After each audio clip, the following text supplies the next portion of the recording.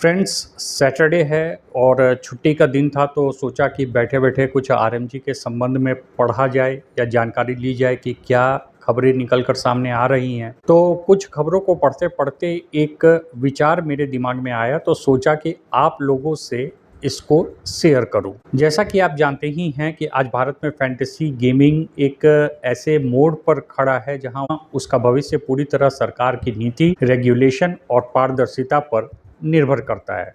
इस संबंध में मेरे मन में जो एक विचार आया है वह यह है कि क्या भारत में फैंटेसी गेमिंग इंडस्ट्री को धीरे धीरे उस माहौल का नुकसान उठाना पड़ा जो एक्चुअली में बेटिंग और अवैध सट्टेबाजी प्लेटफॉर्म्स ने बनाया था। क्योंकि शुरुआत में फैंटेसी गेमिंग खुद को स्किल बेस्ड मॉडल के रूप में पेश कर रही थी, जहां यूजर्स खिलाड़ियों का चयन, आंकड़ों का विश्लेषण, पिच रिपोर्ट, फॉर्म और रणनीति देखकर टीम बनाते थे। लेकिन समय के साथ बाजार में ऐसे कई प्लेटफॉर्म आ गए जिन्होंने फैंटेसी, कैसीनो, कलर ट्रेडिंग या प्रेडिक्शन, क्विक रिजल्ट गेम्स और सीधे बेटिंग जैसे मॉडल को लगभग एक ही इकोसिस्टम में मिला दिया। और ऐसा मिलाया कि आम जनता के लिए अंतर समझना मुश्किल होने लगा कि फैंटेसी और बेटिंग में अंतर क्या है या फिर लीगल और इलीगल प्लेटफॉर्म्स हैं क्या। मुझे ऐसा लगता है कि फैंटेसी गेमिंग एक्चुअली उस इकोसिस्टम में बलि का बकरा बन गया जिसमें अवैध बैटिंग, आक्रामक विज्ञापन,